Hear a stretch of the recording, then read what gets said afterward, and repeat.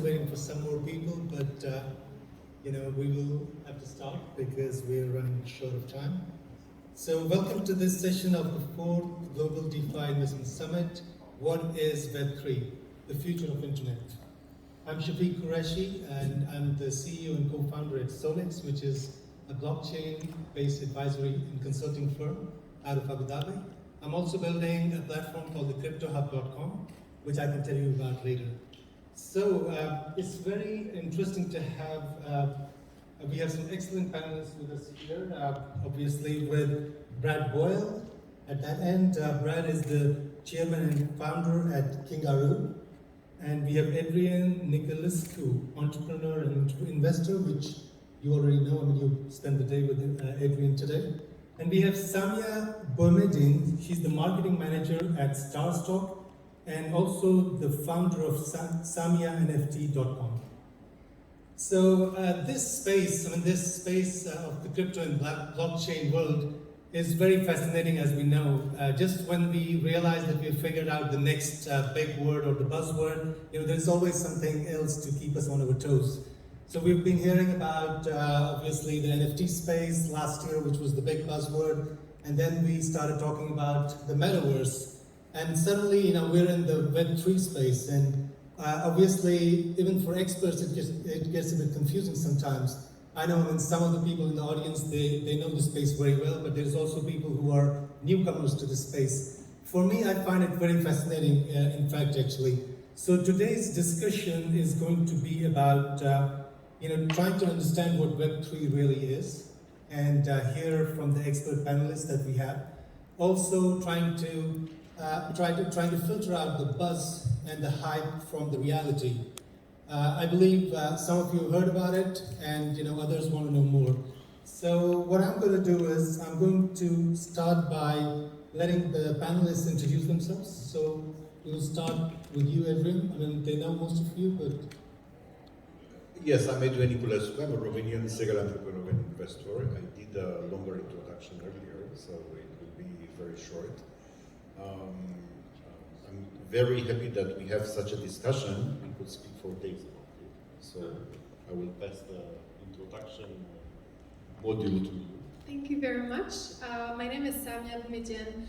I am an NFT marketer. I've been doing this for a bit more than a year and a half now. Before that, I had a marketing startup that was specifically working in the sneaker industry, so a bit different.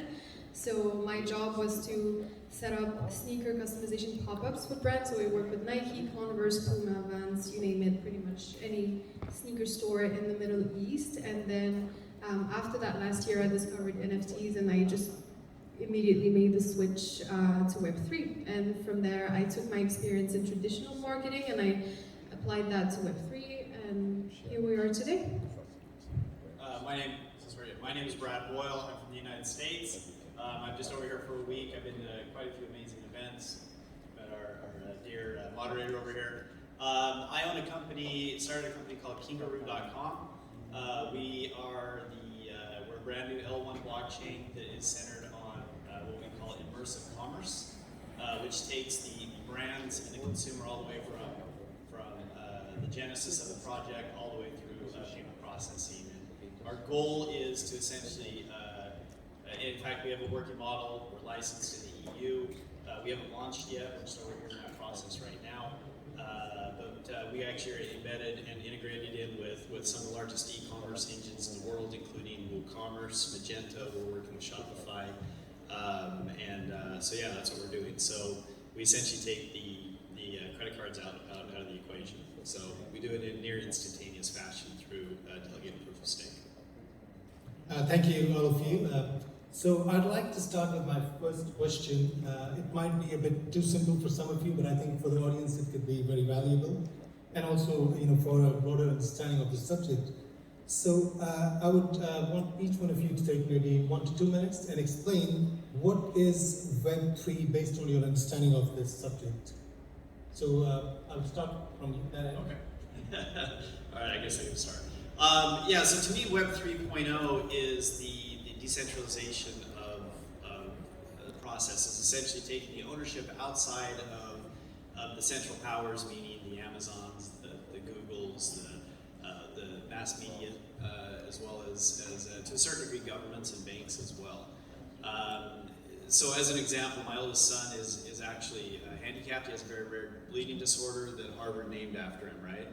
Very rare. And since he was diagnosed with it well over 20 years ago, there's been 8 other kids that we know of, and up to 25 others around the world. My son's been written about in multiple magazines. He's been, when I say magazines, I mean medical journals, which is fine to a certain degree, right? It's okay for him to be used as a learning platform for others to get better. So we feel blessed about that. However, for most people, the ability to own their own medical records, as an example, right?